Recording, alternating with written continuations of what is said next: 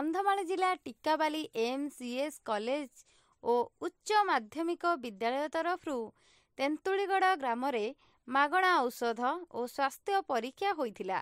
ଏଥିରେ ଟିକାବାଲି ଡାକ୍ତରଖାନାର medical officer ଡାକ୍ତର Subhashish Mishra, senior treatment supervisor Shri Ashish Kumar Sahu ଓ ଫାର୍ମାସିଷ୍ଟ ସୁବ୍ରତ ପଣ୍ଡା ଯୋଗଦେଇ 70ରୁ ଉର୍ଦ୍ଧ୍ୱ ରୋଗୀଙ୍କ ସ୍ୱାସ୍ଥ୍ୟ ପରୀକ୍ଷା କରାଯାଇ ମାଗଣା ଔଷଧ ଦେଇଥିଲେ।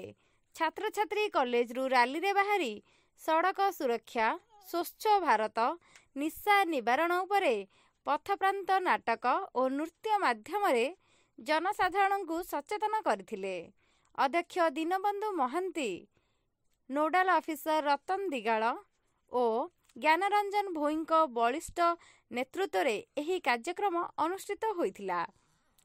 ଅଧ୍ୟାପକ ସୁରଜ ସାସମଲ, ବିକାଶ ମୁଖୀ, ସୁମନ ସାହୁ, ବିରୁପାକ୍ଷ ମଲ୍ଲିକ, ସୁଶାନ୍ତ ଭୋଳ, ଅଧ୍ୟାପିକା ଶିବାନୀ କଅଁର, ମୀରାମ୍ବିକା, ଆଶାଲତା ପ୍ରଧାନ, ରଶ୍ମିତା ପ୍ରଧାନ ସହଯୋଗ କରିଥିଲେ।